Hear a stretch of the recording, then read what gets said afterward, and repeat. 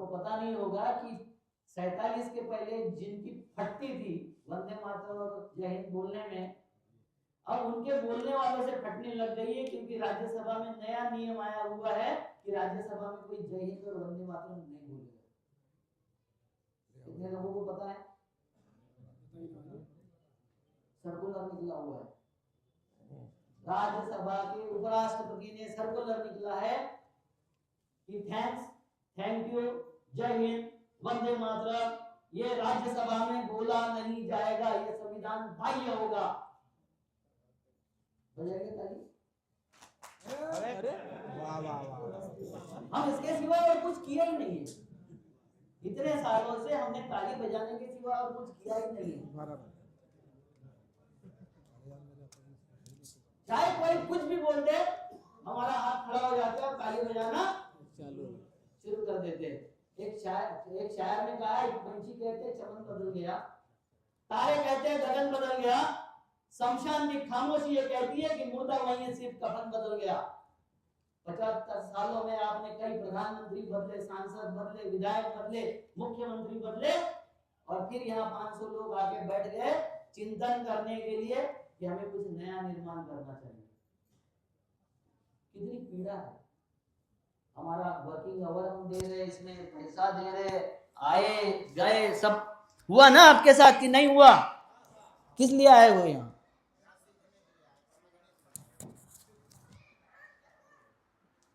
किस लिए आए? पता नहीं, पता नहीं। सीखने आए तो कितने साल सीखते रहोगे? सीखा हुआ इम्प्लीमेंटेशन कब करोगे? 80-90 साल के उम्र तक अगर सीखते रहोगे तो फिर इसको इम्प्लीमेंटेशन कब करोगे? सीखने की कोई उम्र होगी कि नहीं होगी? संविधान की जो प्रस्तावना है वो सबने पढ़ी होगी, पढ़ी कि नहीं? कितने लोगों ने पढ़ी और कितने ने नहीं पढ़ी? कितने लोगों ने? तो ये देश तो गीता भागवत से और कुरान से चलेगा ना, संविधान से थोड़ी चलेगा। कैसे चलेगा देश? गीता भागवत कुरान बाइबल इससे चलेगा। हमने वो तो पढ़ लिया और जमीनी हकीकत से हमारा कोई वास्ता। क्या होगा? आपको जाना है दिल्ली, ट्रेन पकड़ लिए तमिलनाडु की, चेन्नई की, कहां पहुंचोगे? पूरा समाज वही कर रहा है आज। कितने लोगों को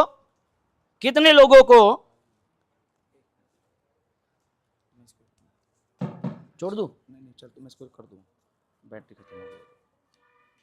इसको कितने लोगों को हमारे हक अधिकार क्या होते हैं पता है? नहीं पता है।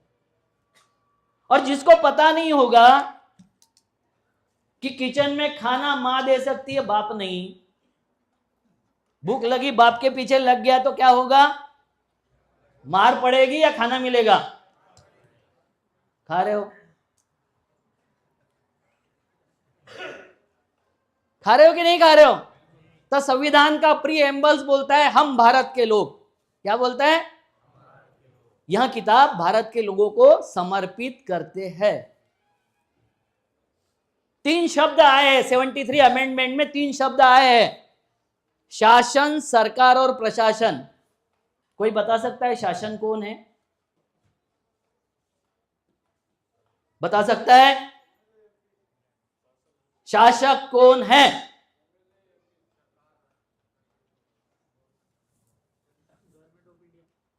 Government of India. और है?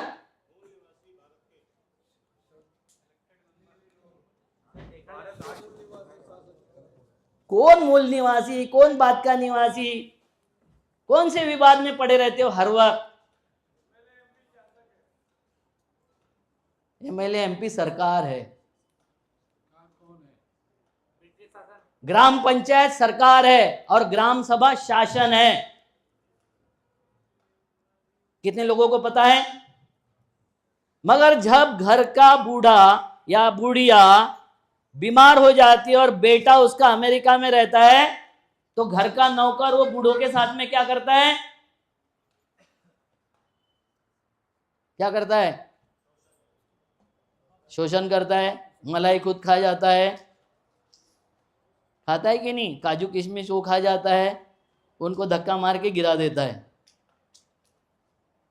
जब शासक के पास में दम नहीं रहता, सोच नहीं रहती, समझ नहीं रहती और शक्ति नहीं रहती, तो उसके ऊपर सरकार और प्रशासन हावी हो जाता है। वो हो गया भारत का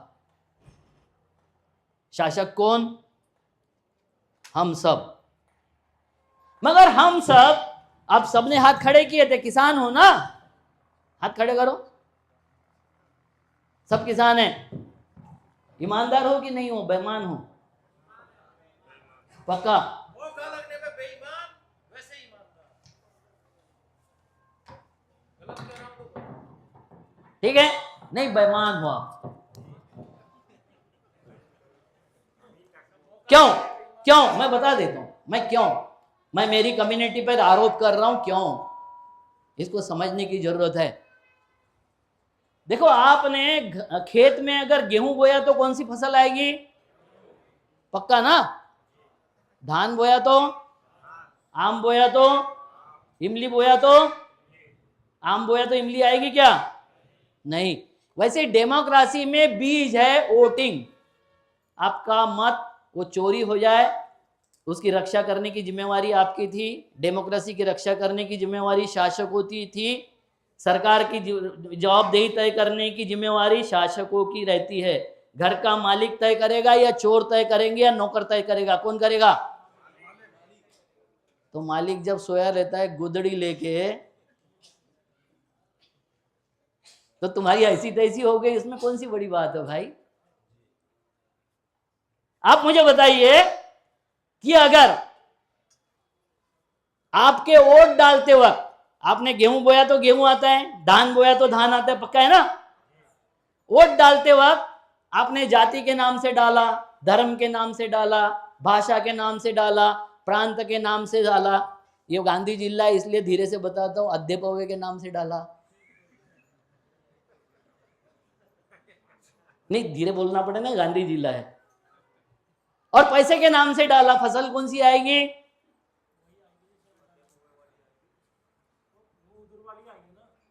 और तुम इतने बेईमान हो कि वोट देते हो अध्यपवे को, पैसे को देते हो, जाति को देते हो, धर्म को देते हो, और मांगते वक्त इनसे शिक्षा मांगते हो, रोजगार मांगते हो, फसल को दाम मांगते हो। कौन बेईमान है? एक स्वर में बोलो यार, मजा आनी चाहिए। बेईमानों ने कबूल किया तो मजा आनी चाहिए ना मुझे भी।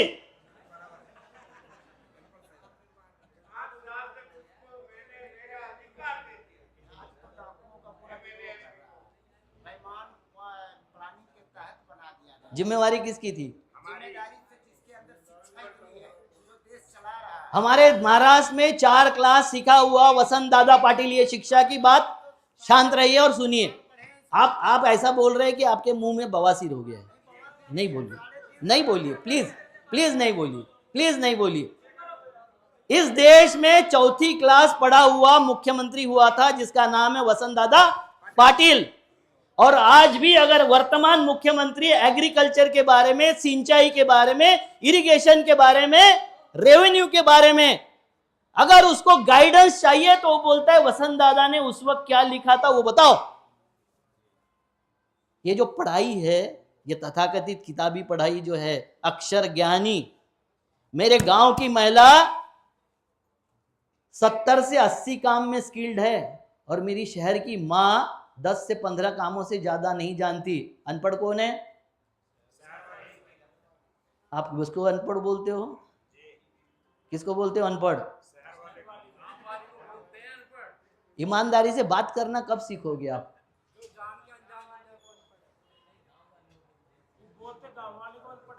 सत्तर से 80 काम जानती है गांव की महिला है मेरी मां, और शहर की महिला 10-15 काम भी नहीं ढंग से जानती, रोटी भी बेलना ढंग से नहीं जानती, उसको आप शिक्षित बना दिए। हम अगर कहीं भी व्याख्या सही नहीं करेंगे ना, कोई भी चीज की व्याख्या अगर सही नहीं करेंगे तो हमको पता ही नहीं होगा समाज में क्या चल रहा है, व्यवस्था में क्या चल रहा है। मैं एक एक स्टेप आगे बढ़ूंगा। आपका एक नारा है जनता सरकार का, क्या नारा है? अभी आप चिल्ला रहे थे जोर जोर से।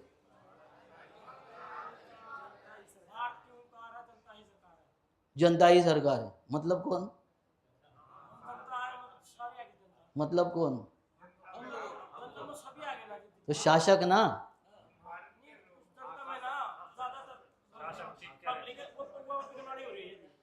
जनता मतलब शासक ना। तो शासक को अगर पता ही नहीं कि खेत मेरा है, ये घर मेरा है, ये बीबी मेरी है,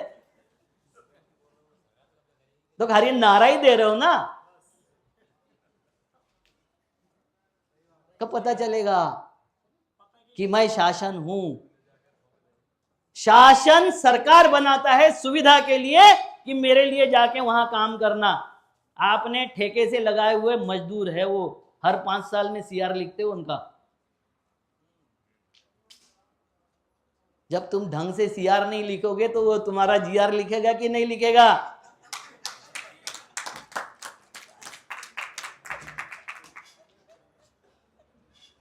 वो लिख रहा है, रोज नया जीआर बनाता है, तुम्हारी ऐसी तैसी रोज कर रहा है। क्यों? क्योंकि तुम उसका सीआर ठीक से नहीं लिख रहे हो। हम बोलते रहते, देखो क्या है, हमें बहुत बोलने की आदत हो गई है, हमें सुनना नहीं है किसी की। हमारे दोनों कान बंद है और समझ में भी नहीं आता सामने वालों को इसके कान खुले हैं कि बंद है।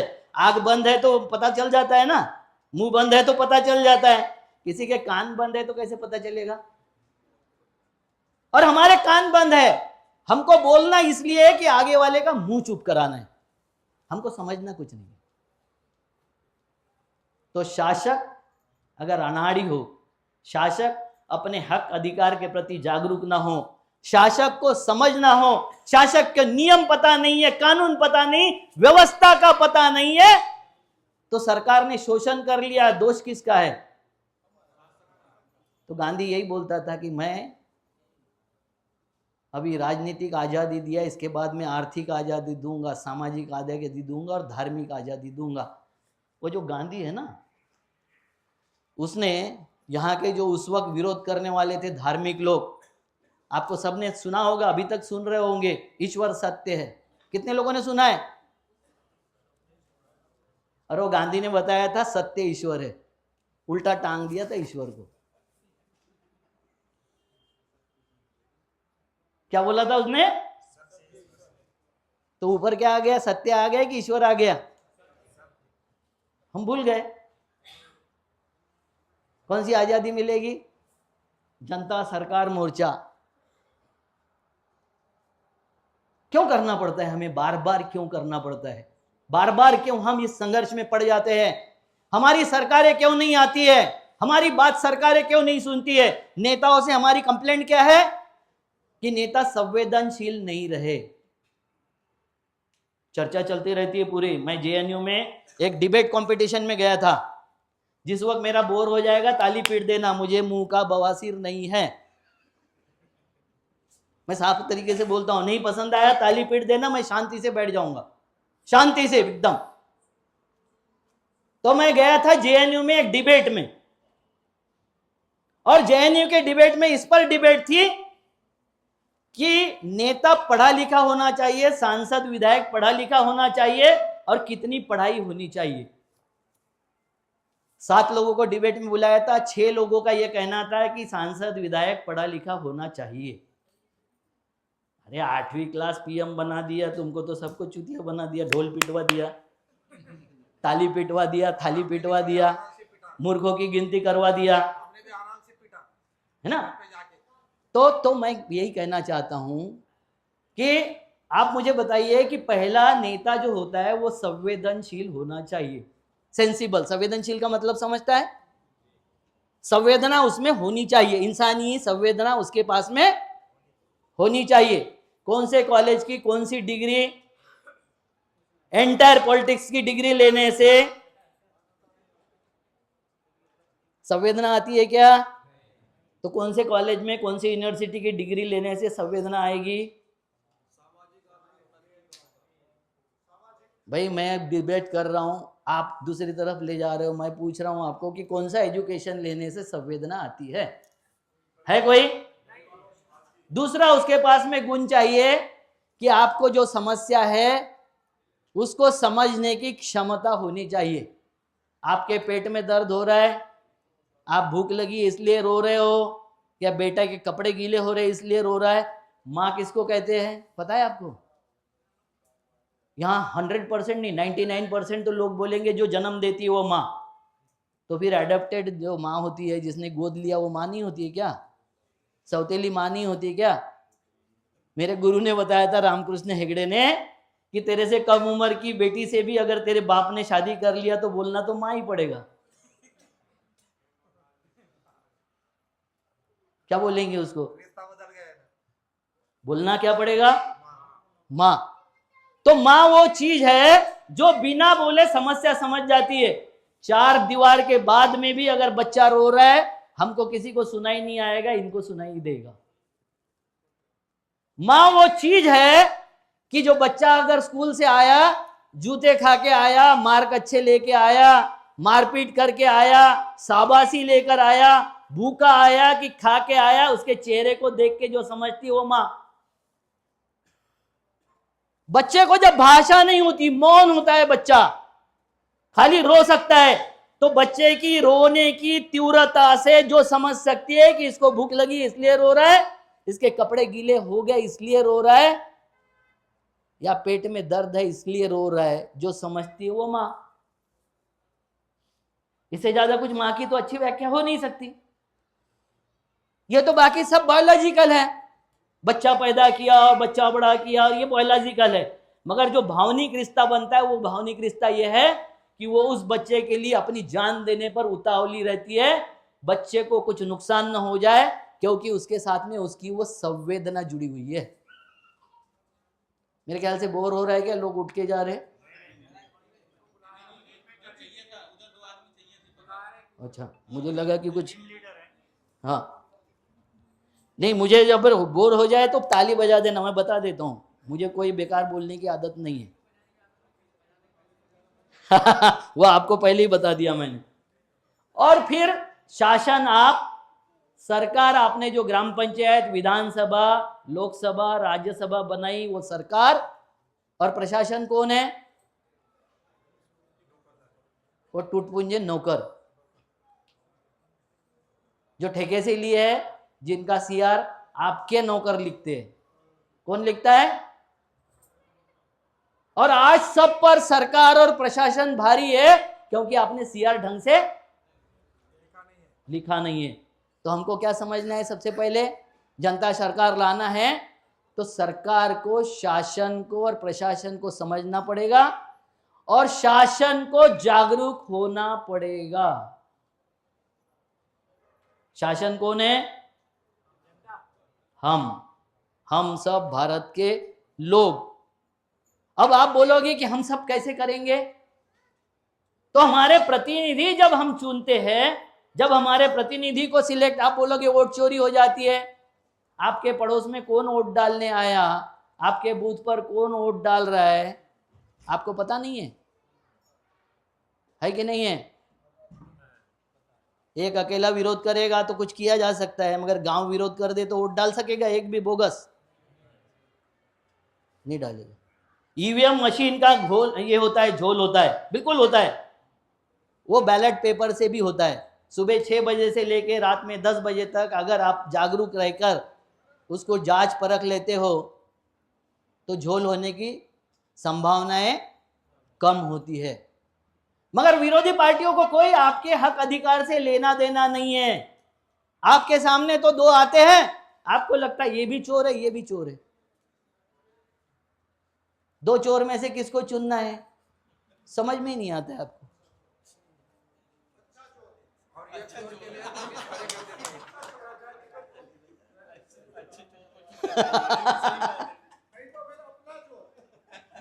हाँ, मेरी जाति का, मेरे घर का, मेरे धर्म का, मेरी भाषा का अपना चोर। अब मुझे बताओ कि हमको क्रिमिनलाइजेशन ऑफ पॉलिटिक्स बंद करना है, राजनीति का गुंडीगर्दीकरण बंद करना है। 4 गुंडे खड़े हैं, आप क्या करते हो? सबसे बड़े गुंडे को वोट दे के चुना देते हो, जिता देते हो। यही करते हैं ना, क्योंकि वो आपको रॉबिन हुड दिखाई देता है। अभी 10-10 हजार रुपए दिए, 5-5 हजार रुपए दिए, 1200 रुपए दिए, 1500 रुपए दिए, महिलाओं ने भर भर के वोट दे दिए। महिलाओं का दोष नहीं है, मैं आपसे माफी चाहता हूं।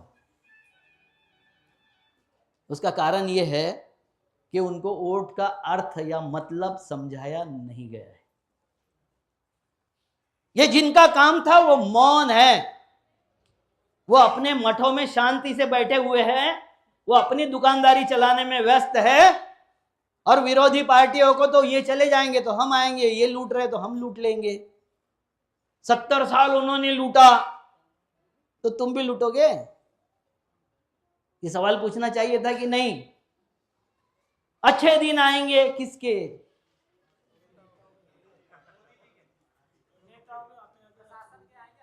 क्योंकि हमने पूछा ही नहीं और बाद में रो रहे, इसके आएंगे, उसके आएंगे, इसका होगा, उसका होगा। इसको क्या बोलते हैं? बाद के रोने को रुदाली का काम। तो इस देश में सोशल एक्टिविस्ट नाम का जो एक्टिविस्ट पैदा हो गया है, वो किसी के ढोल पे नाच रहा है। वो मूलभूत इसके बात ही नहीं करता। मुझे एक ने आज ही पूछा था कि समाज सेवक की व्याख्या क्या है। मैंने उसको बोला कि एक मिशनरी स्कूल थी, पूरे बच्चे थे 10th के, और उसने मिशनरी के फादर ने, वहां के स्कूल के फादर ने बोल दिया कि जो भी सोशल वर्क करेगा उसको 10 में से मार्क लिए जाएंगे, ये 10 में से अगर पास नहीं हुआ तो कोई पास नहीं होगा। ठीक है? आखिर के दिन में 4 बच्चे बच गए। उनको बताया फादर ने कि कल अगर नहीं बताओगे, रिपोर्ट नहीं दोगे तो तुमको चारों को यहां से फेल करके भेजेंगे, फिर तुम उधर परीक्षा में कितने भी मार्क ले लो तुम्हारा कुछ नहीं होगा। क्या बताया? दूसरे दिन 10 बजे की स्कूल थी, बच्चे 12 बजे तक आए ही नहीं चारों। 12 बजे चारों भागते दौड़ते आ गए। एक को पूछा मास्टर ने कहां गए थे, तो बोले समाज सेवा करने। क्या समाज सेवा करने? तो बोले एक बूढ़ा था, उसको मैंने रास्ता क्रॉस करवा दिया, रास्ता पार करवा दिया। दूसरे से पूछा, दूसरे ने भी वही बताया, तीसरे ने भी वही बताया, चौथा वो बताने वाला ही था, उसने शुरुआत किया था। तो मास्टर ने पूछा, अपने गांव में एक ही सड़क है, दूसरी सड़क नहीं है गांव में, और ये रास्ता क्रॉस कराने के लिए इतने बूढ़े कहां मिल गए? तो बोले नहीं, बूढ़ा एक ही था, वो रास्ता क्रॉस नहीं करना चाहता था, हमने चारों ने उठाकर रास्ता के उस पार उसको पटक दिए। ये चल रही है समाज सेवा।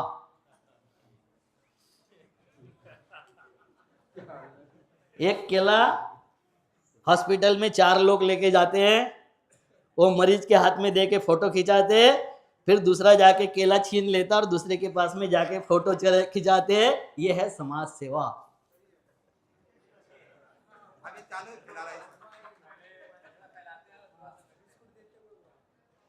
है ना? वो बिस्किट का छोटा सा पैकेट जो होता है ना, 5 रुपए वाला, 2 रुपए का, वो 4 जन उठाते हैं। साला ग्लूकोज कंपनी ने कितना हेवी कर दिया वो ग्लूकोज पॉकेट कि समाज सेवकों से एक आदमी से उठ नहीं रहा है, और उनको हम समाज सेवक बोलते हैं। समाज सेवक है कि फोटोजीवी लोग हैं?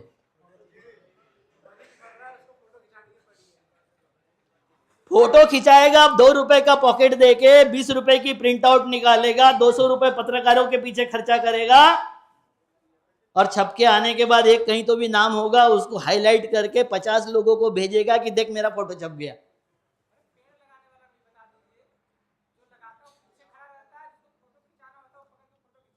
देखो सर, उसमें थोड़ा सा मैं विवादास्पद बोलता हूं, क्योंकि पेड़, कोई अगर मुझे बोलता है ना कि ऑक्सीजन के लिए पेड़ लगाते, तो झूठ बात बोल रहे हैं। मैं थोड़ा विवादास्पद बोलता हूं, विथ प्रूफ बोलता हूं, क्योंकि समुंदर में कोई पेड़ नहीं है, तो समुंदर पे कोई ऑक्सीजन के सिलेंडर लेके नहीं जाता है। रेगिस्तान में कोई पेड़ नहीं है तो कोई रेगिस्तान में घूमने के लिए ऑक्सीजन के सिलेंडर की जरूरत नहीं है। हिमालय के ऊपर 10,000 फीट से ऊपर चले गए तो ऑक्सीजन कम होता है, वहां पेड़ भी नहीं है और कुछ नहीं है। रेगिस्तान में तूफानी बारिश हो रही है तो पेड़ से बारिश होती है, पेड़ से ऑक्सीजन मिलता है। यह बात उतनी सच नहीं है जितने जोर से बताया जाता है। ये किसानों को गिल्टी फील करने के लिए। क्यों गिल्टी फील करना है? क्योंकि सबसे ज्यादा कार्बन सक करने वाली जो वनस्पति है वह है गेहूं, धान।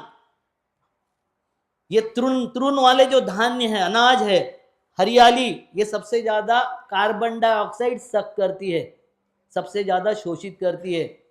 पत्ते जब जमीन में गिर जाते हैं वो सबसे ज्यादा जमीन को जिंदा कर सकते हैं अगर वो पत्तों का सही उपयोग किया जाए।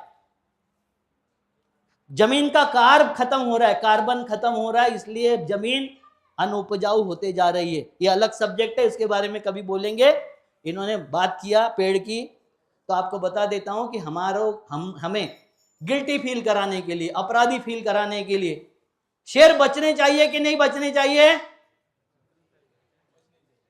आदिवासी मरना चाहिए। वही तो करेंगे, शेर कैसे बचेंगे?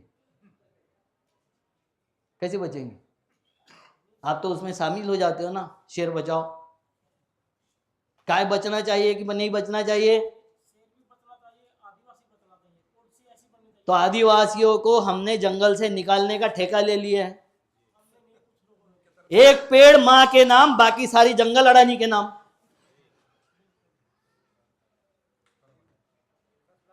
अब इसमें ताली बजाना चाहिए था क्योंकि मोदी ने दे दिया। एक पेड़ और बाकी जंगल बाप के नाम।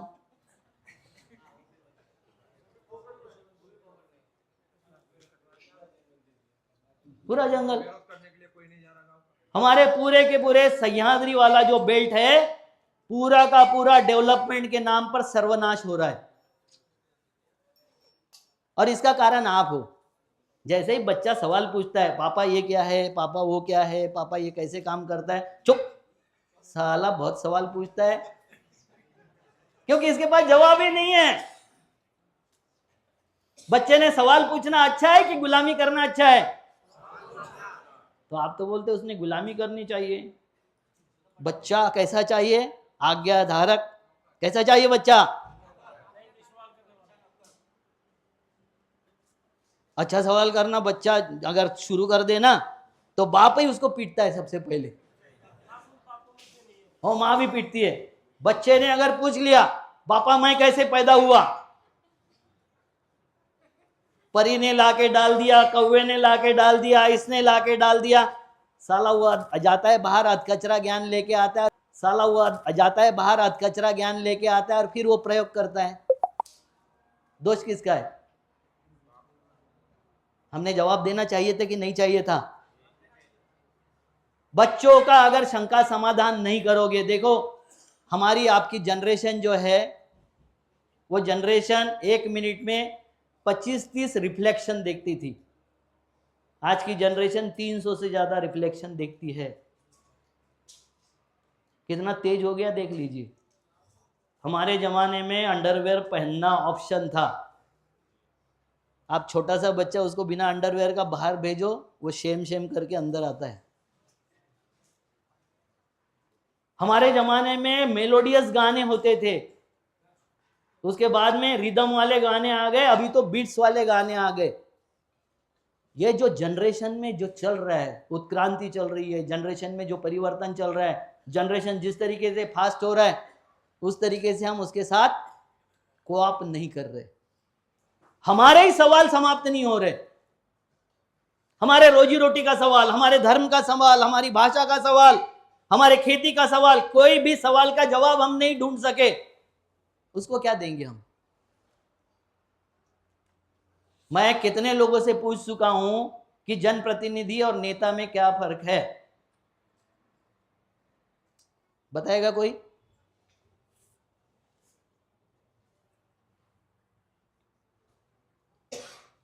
जी जी।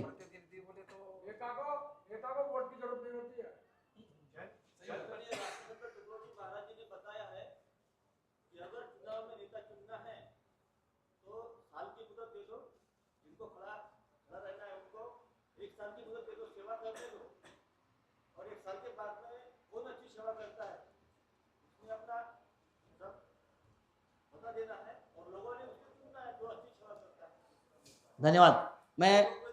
मैं तुगड़ो जी महाराज का पूर्ण सम्मान करता हूँ, उनके पूरे ग्राम गीता का भी सम्मान करता हूँ। धन्यवाद। सब जरूरत है, क्योंकि नहीं तो दबंग जाती है, सब कब्जा कर लेगी। जनप्रतिनिधि जनता चुनती है, नेता जनता नहीं चुनती है। तो हमारे पास 2 ऑप्शन दिए गए हैं, वो पार्टी तो उस समाज का क्या किया जाए? वो जनप्रतिनिधि को नेता समझती है।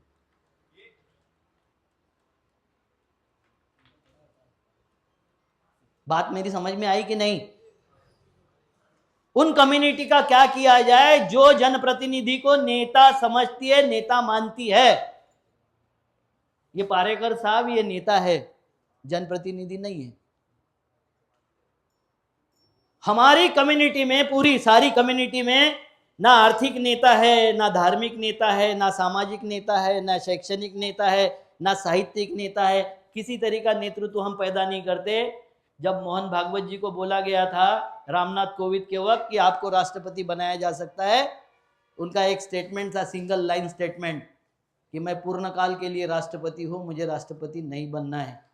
ऐसे तुम्हारे कितने लोग बोलेंगे?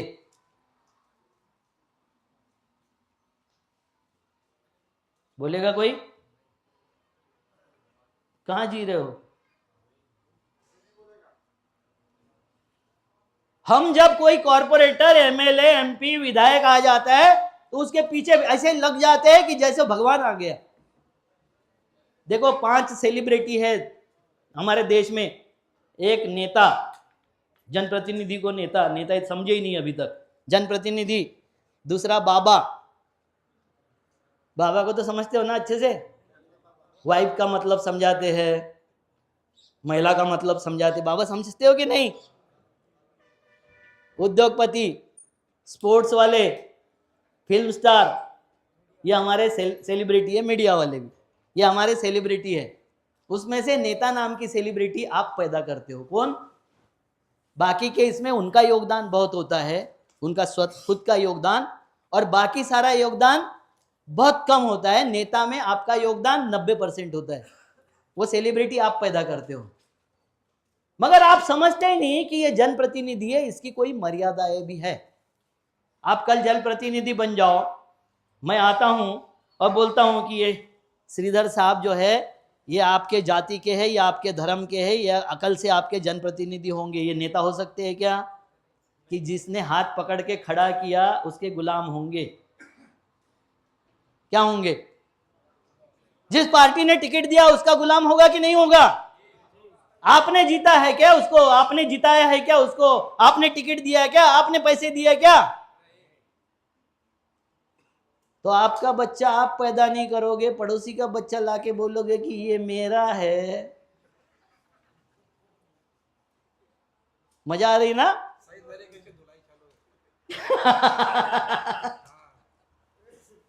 मुझे नहीं पता सर, मैं धुलाई में सच बोलता हूं, आपको धुलाई लगे माफी चाहूंगा।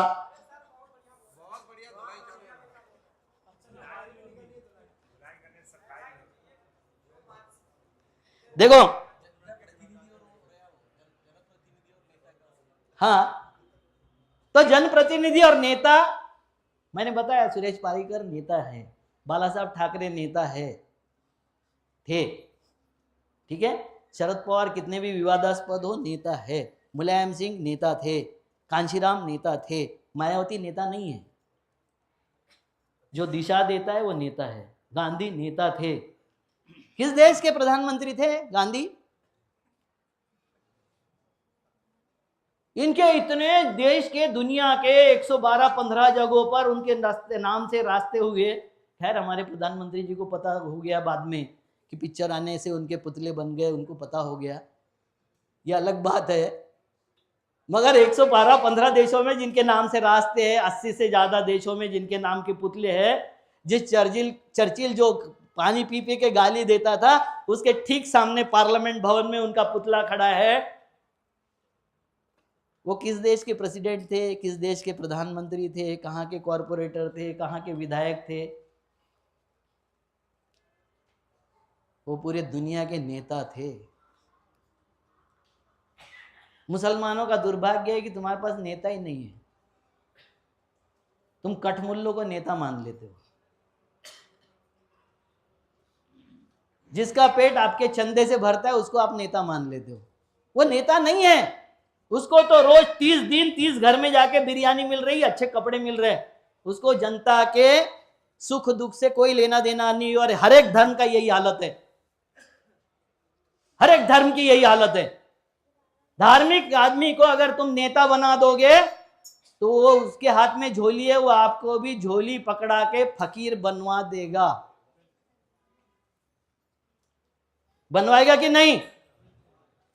तो हमारे पार्लियामेंट में एक डिबेट हुई थी जिसमें आदरणीय कड़ी चेतावनी मंत्री राजनाथ सिंह ने बोला था हमारा देश धर्मनिरपेक्ष नहीं है, पंथ निरपेक्ष है।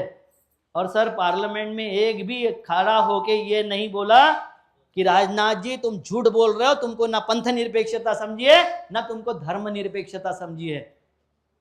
ये दुनिया का अकेला वाहिद देश है, अकेला, जहां आके जब अमेरिकन प्रेसिडेंट बराक ओबामा ने कहा था कि oldest democracy and largest democracy का ये मिलन है, सीताराम येचुरी ने खड़ा होकर बोला था आप ना तो लार्जेस्ट हो ना ओल्डेस्ट हो, क्योंकि महिलाओं को मतदान का अधिकार देने के लिए आपको 1960 लाना पड़ा, आंदोलन को झेलना पड़ा।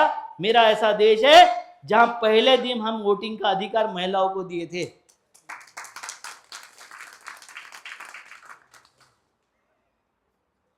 हमारी समझ ही नहीं,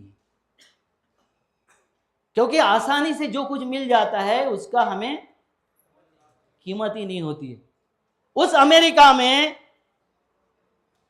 जो ओल्डेस्ट डेमोक्रेसी खुद को बोलता है, वहां का प्रेसिडेंट जब कसम लेता है तो वो जो अब्राहम लिंकन ने जिस बाइबल पर हाथ रख के शपथ ली थी, मैं फिर से बताता हूं, अब्राहम लिंकन ने जिस बाइबल पर हाथ रखकर प्रेसिडेंट पद की शपथ ली थी, उस पे ही हाथ रखकर शपथ लेने की बाध्यता डोनाल्ड ट्रंप को भी है।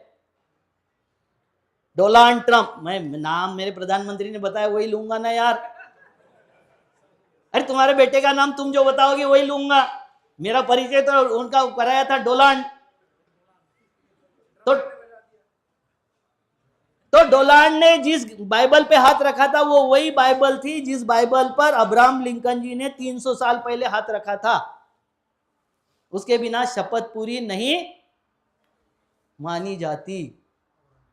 मेरा ऐसा देश है कि मेरे देश में बाइबल पर हाथ रख लो, कुरान पर रख लो, गीता पर रख लो, कुछ नहीं रखना है तो संविधान पर रख लो, उस पे भी नहीं रखना है। सत्यनिष्ठा की शपथ बोल दो, उस पे भी नहीं रखना है। तो महाराष्ट्र के तरबूज ने बोला कि मैं माँ बाप की शपथ लेता हूं। तरबूज मतलब महाराष्ट्र का मुख्यमंत्री, हाँ, जिसने बोला था कि जब तक विदर्भ अलग नहीं हो जाता जब तक मैं शादी नहीं करूंगा। अब उसकी बेटी शादी की हो गई है, ये बात अलग है। अब मैं उस पे बेटियों पे सवाल नहीं, बीवी पे सवाल नहीं। उन्होंने जो बोला था उसका याद दिला दिया मैंने, मेरा उतना ही काम है याद दिला देना। तो क्या बता रहा था मैं?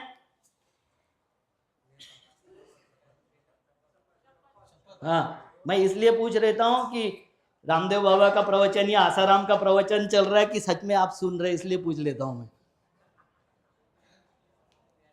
तो उसने उसी बाइबल पर हाथ रखकर शपथ ली। मेरे यहाँ किसी भी किताब को हाथ रखकर शपथ ली जा सकती है।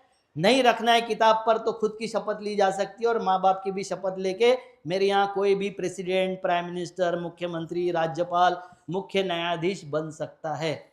ये जो तत्व है इसको कहते हैं धर्मनिरपेक्षता। वो वाहिद इस दुनिया के 197 देश है, अकेला मेरा देश है जहां इस तरीके से शपथ लेके राष्ट्रपति बना जा सकता है।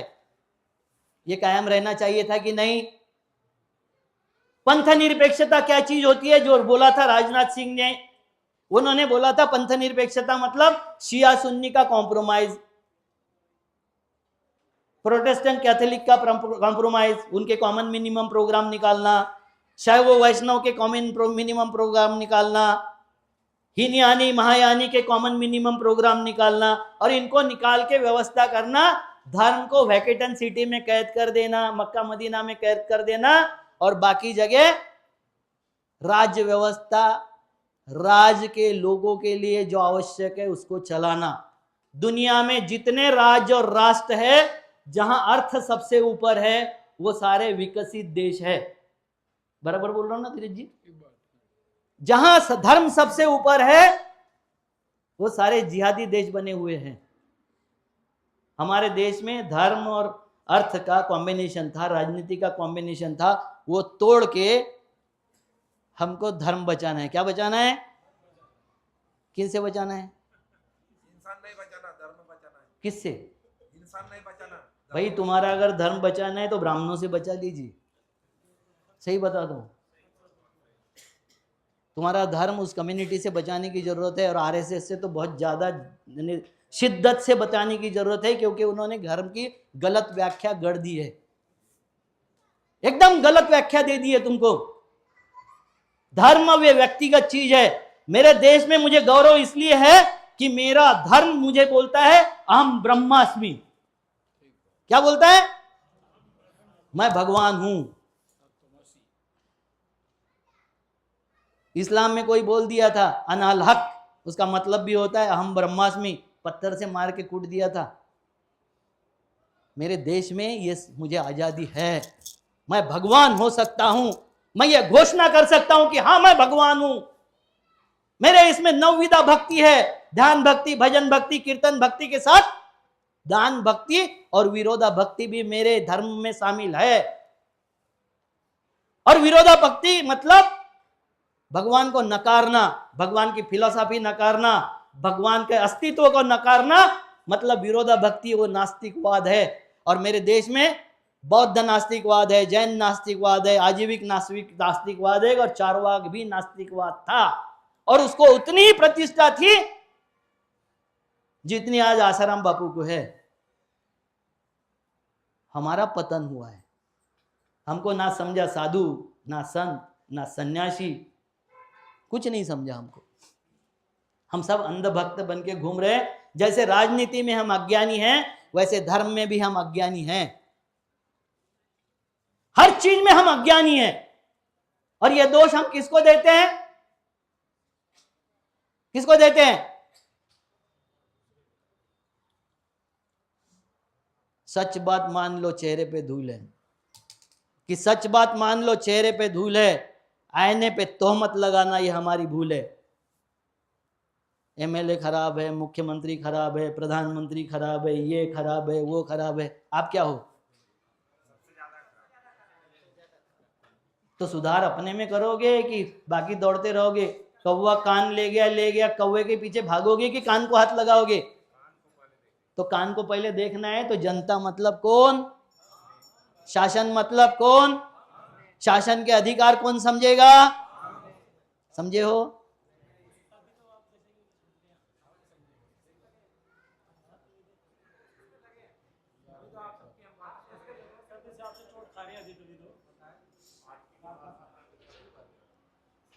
देखो कैसे कैसे आपका एक एक बात के साथ छल किया जाता है। हमारे यहां धर्मनिरपेक्षता के साथ में समाजवाद भी संविधान से निकालना है, क्योंकि बाद में डाला गया है। दादा आपको एक बात बताता हूं कि दुनिया में 3 तरीके की अर्थव्यवस्था है, चौथी है नहीं। एक पूंजीवादी व्यवस्था है, एक साम्यवादी व्यवस्था है, और एक समाजवादी व्यवस्था है। पूंजीवाद तो बीजेपी को नहीं चाहिए, सॉरी साम्यवाद बीजेपी को चाहिए क्या? कम्युनिस्ट तो सबसे बड़े दुश्मन है। जो हमारे लिए समाजवाद था वो उनको नहीं चाहिए, तो क्या चाहिए? तीसरा बचा कौन? और पूंजीवाद में आप कौन हो? एक तो ग्राहक हो, नहीं तो भिखारी हो। आप कौन हो? और वो पार्लियामेंट में बोल रहे हैं, दहाड़ के बोल रहे हैं, हम ताली पीट रहे, वाह वाह वाह वाह वाह।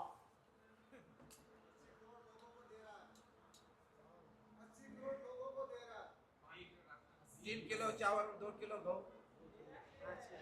लायकियत के हो ना, उसी लायकियत के हो। देखो आपसे ज्यादा होशियार है वो सफेद कपड़े पहन के वहां बैठने वाले, आपसे ज्यादा बुद्धिमान है और होशियार है। भैंस कैसी चराना है उनको पता है।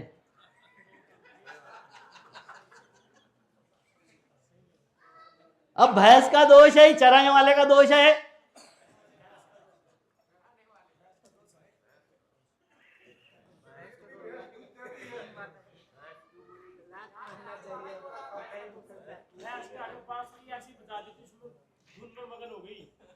तो मैं यही बोल रहा हूं कि हमको हमारी व्यवस्था को समझना पड़ेगा। व्यवस्था किसको बोलते हैं? एक एक शब्द समझेंगे। आप जब बोर हो जाएंगे बंद कर देंगे, दूसरा कुछ काम कर देंगे, शुरू गाना शुरू कर देंगे या और साहब का कुछ कर देंगे बात। बताओ व्यवस्था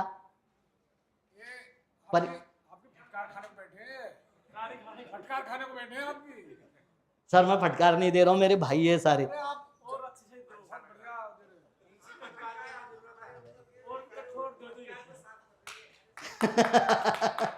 तो अगर फटकार अच्छी लग रही तो जोर से ताली बजा दो एक बार।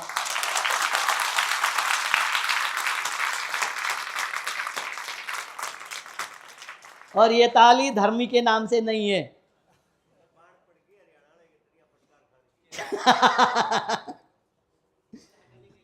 तो आप मुझे बताओ कि व्यवस्था क्या है? हमको हर वक्त राजनीति में लोग पढ़ाते रहते हैं कि खर्चा पर्चा और चर्चे के बिना राजनीति चल नहीं सकती। सबसे पहले क्या बताते हैं? सच क्या है? चर्चा। किससे घबराते हैं राजनीतिक स्थापित राजनेता? किस बात से घबराते हैं? चर्चा शुरू कर दो। सबसे पहले क्या चाहिए? बाद में क्या चाहिए? पर्चा। और बाद में खर्चा। देखो आम आदमी पार्टी से मेरे सारे संबंध जुड़ते हैं नहीं जुड़ते अलग बात है, मगर जहां 25-25, 30-30 करोड़ रुपए कांग्रेस और बीजेपी के विधायकों ने खर्चा किया था, वहां उनके 70 में से 67 विधायक आए थे। 5 खाली लाख से किसी ने भी फालतू खर्चा।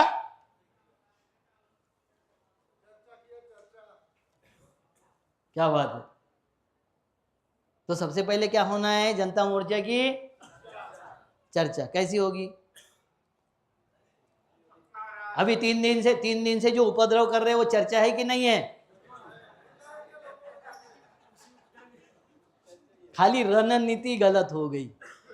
आप छत्रपति के प्रदेश में हो, छत्रपति शिवाजी महाराज के प्रदेश में हो,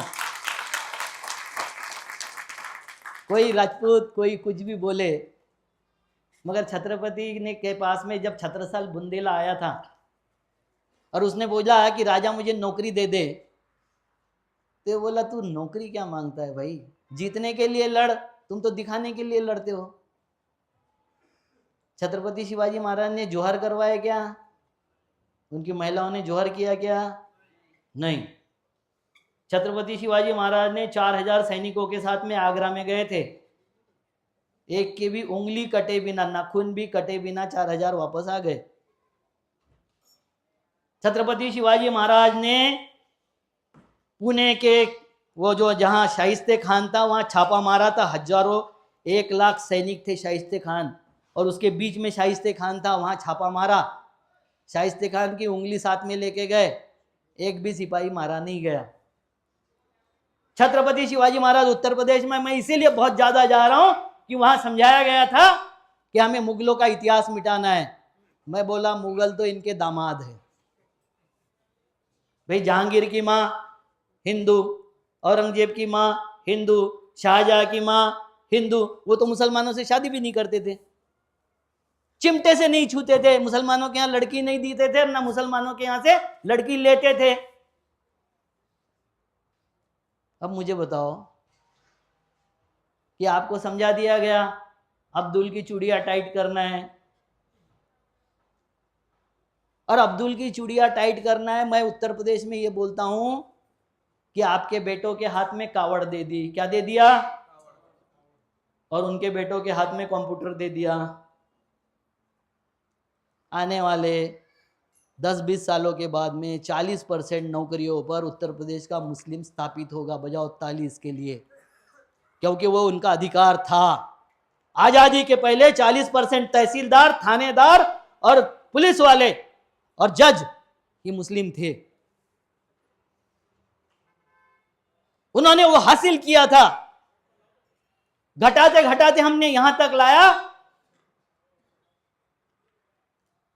ये कैसी सरकार थी कांग्रेस की कि मुस्लिमों के, महिलाओं के अधिकार छीन लिया। शाहबानो केस में जब जजमेंट आया था महिलाओं के पक्ष में कि इनको मिलना चाहिए, डिवोर्स के बाद में, तलाक के बाद में पैसा मिलना चाहिए, और कुछ कटमुल्ला जो थे मौलवी, उनके प्रेशर में आके राजीव गांधी ने उसको बदल दिया कानून को, और बीजेपी ने प्रचार कर दिया। ये क्या करते हैं? तुष्टीकरण करते हैं। किसानों का अधिकार छीनना मतलब तुष्टीकरण हो सकता है? मुसलमानों की 50% आबादी की अधिकार छीनना तुष्टीकरण हो सकता है? मगर उन्होंने प्रचार किया और हम उल्लू के पट्टे हिंदू मान गए। मैं वहां अयोध्या में जाके भाषण किया था, जहां पर राम जन्मभूमि की इतने साल लड़ाई चली, उस लड़ाई के ठिकान से 2.5 किलोमीटर दूर मंदिर बना है। कितना? जगह जगह से शिला पूजन करके शिला ले गए थे और मंदिर सारा पत्थरों से बना है। शिला कहां है? सवाल अगर हमारे मन में नहीं आते, उसका कारण है कि हम बच्चों को सवाल नहीं पूछने देते। तुम्हारे में मन में सवाल नहीं आता है? क्यों नहीं आता है सवाल? मेरा एक दोस्त है उत्तर प्रदेश का, वो बोलता है सीता माता परेशान है भाजपाइयों के काम से, सारे पैसे खा गए उसके पति के नाम से। कहां है रामधन? राम के नाम से इकट्ठा किया धन कहां है? मुझे कोई बोलता है कि मैं आरएसएस का विरोधी हूं, उसका कारण है कि वो जनता के विरोधी है, वो मेरे हिंदुओं के विरोधी है, इस शासन के विरोधी है, किसानों के विरोधी है, गरीबों के विरोधी है, मजलूमों के विरोधी है, मुसलमानों के विरोधी है, ईसाइयों के विरोधी है, इस देश के जनता के विरोधी है। आपने 11 साल का शासन देख लिया, एक भी काम ऐसा बताइए जिससे जनता प्रसन्न हो जाए। राम मंदिर बनाना सरकार का काम है या लोगों का काम है?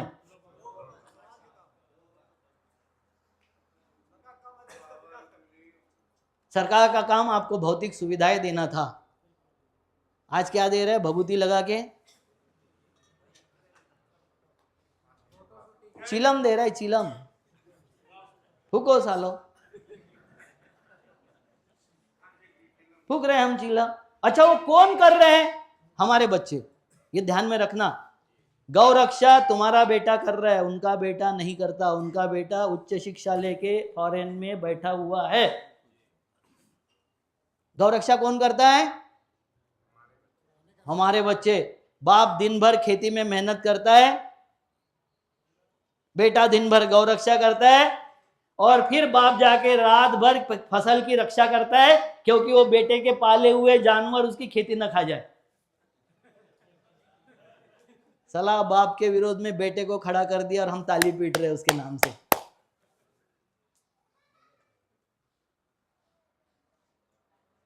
कैसे चल रहा है? व्यवस्था को अगर नहीं समझोगे, व्यवस्था क्या है? नेचर व्यवस्था से चलता है। किसी ने मुझे अभी बात कर रहा था तो मैंने बताया कि एक जाट आदमी, सॉरी मैं भी उसी कम्युनिटी का हूं, मतलब किसानों कम्युनिटी में आता हूं, वो रोज हनुमान जी के मंदिर में जाता था और माथा पीटता था कि मुझे एक लड़का दे दे। रोज जाता था, रोज जाता था। एक दिन उसको वो जाट भी तेवर में आ गया, उसने पकड़ के इतना सर पटका कि खून आने लग गया। हनुमान जी बाहर आ गए मूर्ति से घबरा के कि इसकी जान चली जाएगी, मेरे ऊपर आ जाएगा। हनुमान जी हाथ जोड़ के बोले, प्रभु तेरे को बेटा दूंगा मगर शादी तो कर ले।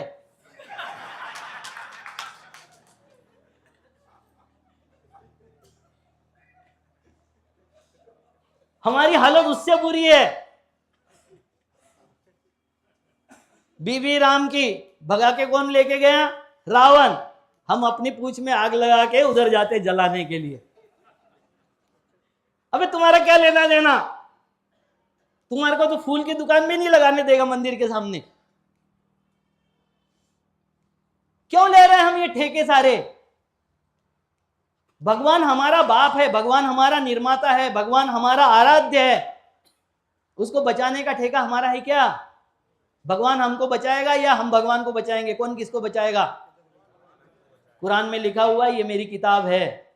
मैं सर कश्मीर में पूछा था आज से 15 साल पहले, वो AK-47 वाले भी थे मेरे मीटिंग में। मैं सब जगह जाता हूं सर, मैं खानदानी पागल हूं। मैं हूं, मूर्ख नहीं हूं। हाँ, पागल हूं। तो वहां गया, मैंने पूछा कि भैया बताओ कि अब्दुल्ला बड़े थे या मोहम्मद साहब? तो बोले अब्दुल्ला तो पिताजी थे।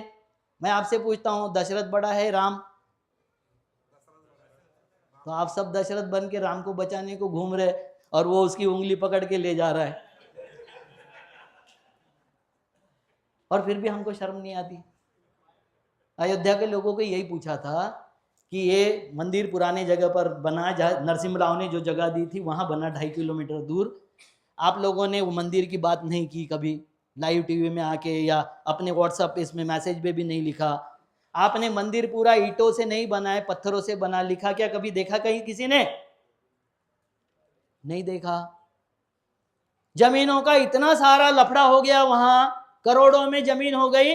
1000 एकड़ जमीन अडानी को दे दिया वहां पर डेवलपमेंट के लिए। अभी वो काशी की जमीन दे रहे हैं। मैं 9 साल से काशी का झगड़ा लड़ रहा हूं, 2 बार मैं जेल में गया हूं वहां काशी के। ट्रांसपोर्ट नगर की, भाई साहब वो है ट्रांसपोर्ट नगर की लड़ाई, मैं उस जमाने से लड़ रहा हूं। विनय राय मेरे एक मित्र है, जब मैं किसान कांग्रेस में बड़ा पदाधिकारी था जब से लड़ रहा हूं। मुझे ये समझ में आया कि कांग्रेस को भी कोई मतलब नहीं किसानों से, बीजेपी को तो नहीं है, कांग्रेस को भी कोई मतलब नहीं है, किसी को किसानों से मतलब नहीं है। अगर होता तो कर्मचारियों के लिए 7 वेतन आयोग लागू हो गए, 8वां वेतन आयोग आने वाला है। किसानों के लिए एक आयोग आया था स्वामीनाथन, जो अभी तक लागू नहीं हुआ। राज तुम्हारा है क्या? कौन हो तुम? एलियन हो क्या? कौन हो तुम? तुम्हारी हैसियत क्या है इस व्यवस्था में? भाई अन्नदाता है। कौन अन्नदाता? अब दाता है तो फिर कीमत क्यों मांगता है रे? हमको समझा दिया लड़कियों का दान करना चाहिए, कन्यादान। तेरी बाप की प्रॉपर्टी है? मैं नहीं करता। मैं ना तो कन्यादान लेता हूं बहू का, ना बेटी का कन्यादान देता हूं। मैं बता दिया, ये मेरे घर का जानवर नहीं है, ये मेरे बराबरी का हक रखने वाला, मैं उसका पालक हूं, मालक नहीं। आपको चने के पेड़ पर चढ़ा दिया जाता है और आप चढ़ जाते हो और भस्मासुरों के हाथ में शासन प्रशासन सब दे देते हो, और बाद में रोते बैठते हो कि हाय अल्लाह मेरा क्या होगा।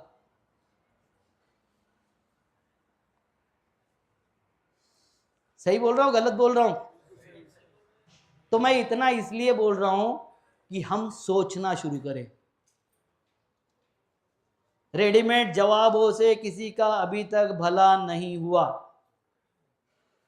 कुरान में जो लिखा है वो मोहम्मद साहब का था, उनका अपना साक्षात्कार। गीता में जो लिखा है वो भगवान शिव कृष्ण का था। रामायण में जो लिखा है वो राम का था। मुझे मेरा गीता लिखना पड़ेगा, मेरा रामायण लिखना पड़ेगा, मेरे समय का लिखना पड़ेगा। पुराने समय की किताबों में वर्तमान जीवन का रहस्य नहीं ढूंढा जा सकता, कभी नहीं ढूंढा जाएगा।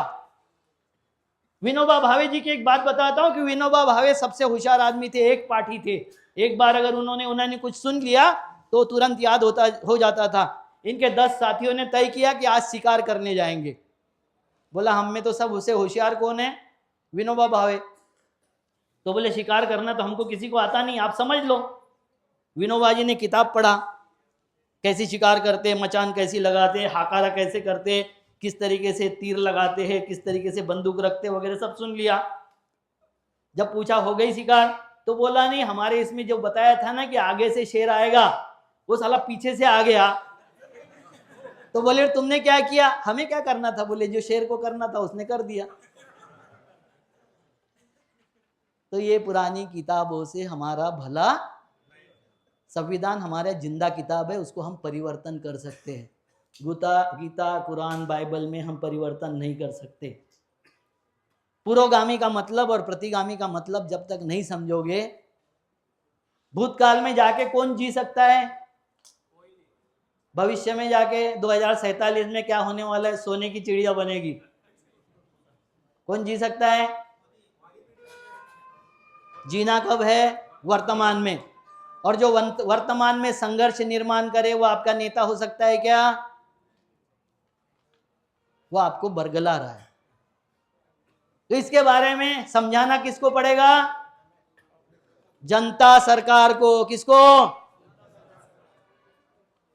एक स्वर में आना चाहिए। कौन समझाने के लिए खड़ा होगा?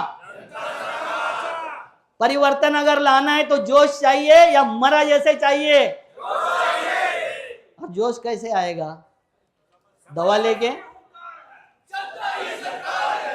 नारे देने से होश नहीं आता है, समझ। जब मुझे समझ में आ जाए कि ये सही है, ये गलत है, ये ऐसा होगा, हमको जाने का रास्ता अगर ठीक हो जाए, कहां पहुंचना है ये ठीक हो जाए। अभी गूगल में एक ऐप है, वो है गूगल का ऐप मैप।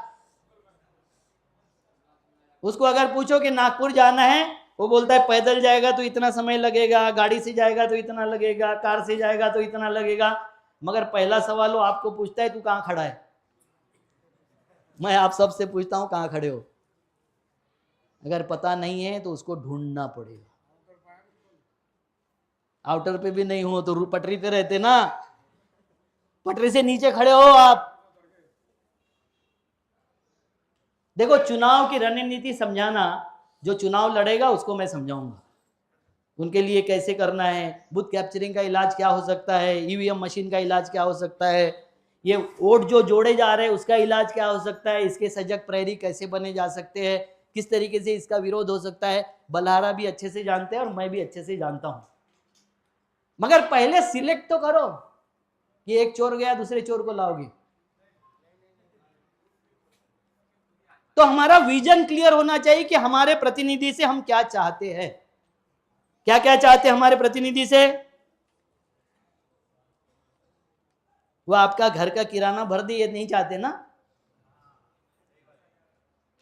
हमें जीने लायक माहौल दे, हमें कमाने लायक माहौल दे, तंटा मुक्त समाज दे, क्राइम फ्री सोसाइटी दे। क्या चाहते हो? मुझे एक बिहार के सांसद मिले थे कम्युनिस्ट पार्टी के, उन्होंने बोला कि आप सब पैसे ले जाते हो हमारे, कम्युनिस्ट पार्टी के सांसद थे, हमारे पैसे ले जाते हो, प्रोविडेंट फंड के ले जाते हो, धनबाद के वो माइनिंग के ले जाते हो, ये ले जाते हो, वो ले जाते हैं, इसलिए आप पैसे वाले हुए। मैं डिक्लेयर करता हूं कि महाराष्ट्र सबसे दरिद्री प्रदेश है आज भी। सवाल आया ना मन में, क्यों? महाराष्ट्र में ऐसे कई जिले हैं जहां 3-3 साल बारिश नहीं होती। महाराष्ट्र में ऐसे कई जिले हैं जहां 6 इंच से ज्यादा मट्टी नहीं है। महाराष्ट्र के ऐसे कई जिले हैं जहां हजारों फीट खोद दो तब भी पानी नहीं निकलता है। सच है कि नहीं? पूछो। उत्तर प्रदेश और बिहार में जहां खोद लिए वहां पानी निकलता है। इतनी मजबूत जमीन है जहां 3 और 4 फसलें हो सकती है। और ये ऐसा ही नहीं बोलता मैं, हमारे घर में हमारी माँ बोलती है कि सब्जी को ऐसे नहीं खाना है, लगा लगा के खाना है। कैसे खाना है? लगा लगा के खाना है। क्यों? क्योंकि इतनी सी सब्जी है और इतने सब्जी में पूरा परिवार खाएगा तो उसमें मिर्ची झोंकेंगे ना, उसमें पानी झोंकेंगे ना। तो तीखी मिर्ची तेल डाल के वो 4 जनों को 5 जनों को सब्जी हो जाए, ऐसी सब्जी बनाने में हमारी माता एक्सपर्ट है, क्योंकि हम दरिद्री प्रदेश से आते हैं। उत्तर प्रदेश, बिहार, हरियाणा के संपन्न प्रदेश के लोगों ने हमारे मुंबई में आना चाहिए क्या? क्यों आते हो?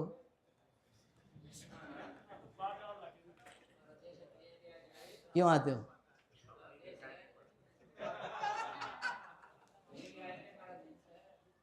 जी, ये देखो, इन्होंने बोला देश हमारा है, हम कहीं भी आएंगे। आपका प्रदेश आपका देश नहीं है? अरे आपका प्रदेश आपका देश है कि नहीं है? तो उसको बेहतर बनाने के बजाय हमारे ऊपर उपकार क्यों थोपते हो कि हमारे आने से आपका विकास हुआ है? तो आपका कानपुर का भी कर लेते, पटना का भी कर लेते, हाजीपुर का भी कर लेते, लखनऊ का भी कर लेते। आपका विकास इसलिए नहीं हुआ कि मैं अगर इंडस्ट्री लगाना चाहता हूं, उद्योग लगाना चाहता हूं, बिजली नहीं है तो मैं जनरेटर लगा दूंगा, रास्ता नहीं है तो मैं ट्रैक्टर से ढुलाई कर दूंगा, मजदूर नहीं है तो बाहर से मजदूर ले आऊंगा। मगर मेरे बेटे का अपहरण हो जाए या मेरा फैक्ट्री का ट्रक लूट लिया जाए तो मैं इस देश के संविधान के अनुसार पुलिस अपनी नहीं रख सकता। रख सकता हूं क्या? वो कानून व्यवस्था कायम रखने का काम जिन राजनेताओं का था उनसे आपने सही काम नहीं लिया, इसलिए आना पड़ता है। हमारा कोई विरोध नहीं है। मैं जितना महाराष्ट्र नहीं घुमा होगा उतना बिहार घुमा हूं। इतना माइनोटली मुझे बिहार पता है। बिहार जैसा आदमी कहीं नहीं देखा, मगर अभी इस वक्त जो बिहार में हुआ वो भी कहीं नहीं देखा। बिहार में मैंने पदयात्रा किया था रात में 11-11, 12-12 बजे, जब बिहार में पूरा अशांत था। उस वक्त भी माताओं ने कभी मुझे बिहार के भूखा नहीं सोने दिया। 15-15, 20-20 लोगों का हमारा जत्था आता था और हर जगह माताओं ने 11 बजे खाना पका के हमको खिलाया। वो मुझे प्राउड लगता है, बिहार मेरा है। मगर वहां बर्बाद करने वालों को आप नेता बना देते हो। वहां बर्बाद करने वालों को आप मुंबई में बिहारी 40 लाख रहते हैं तो सरदार भी रहते हैं, सिंधी भी रहते हैं, केरलाइट भी रहते हैं। किसी ने देखा कि पंजाबियों ने वहां खालिस्तान और अकाली वाली दल लाके वहां पार्टी बनाया? द्रविड़ मुनित्र करगम की पार्टी देखा? अन्ना दमनू की पार्टी देखा आपने? जो नेताओं ने आपको वहां बर्बाद करके भागने पे मजबूर किया, उसी नेता को लाके यहां अगर स्थापित करोगे तो वो मूर्ख, हमारा मनसे वाला, वो अपनी राजनीति करेगा कि नहीं? मैं पटना में पूछा था कि हाजीपुर वालों ने अगर बोल दिया कि पटना में हाजीपुर वाले हम 20 लाख लोग बसते हैं, किस पटना वाले की ताकत है कि हमको हाथ लगा दे? क्या करेगा पटना वाला? पिटाई। हाजीपुर वालों की पिटाई करेगा कि नहीं करेगा? क्योंकि हम भूमिपुत्रों को डराने का काम नहीं कर सकते। बिहार ने मधुलिमय जी को जिताया था तो कृपा शंकर सिंह को भी हमने गृह मंत्री बनाया था। ये देश में विवाद नहीं है, ना भाषिक विवाद है, ना धार्मिक विवाद है, ना किसी तरीके का जनता में विवाद नहीं है। जनता अच्छा शासन चाहती है। देवेंद्र बलहारा अगर अच्छा शासन करता है तो उसका विदर्भ में भी स्वागत ही करेंगे हम। समझ गए? गुलाम नबी आजाद यहां से 15 साल सांसद रहे, नरसिम्हा राव भी यहां से सांसद रहे। हमने कभी विरोध नहीं किया, हमने कभी बाहरी भीतरी का भेद नहीं समझा। सबको जिताते हम, सबसे अपेक्षाएं रखते हम। मगर अब मैं जनता सरकार से अपेक्षा रखूंगा।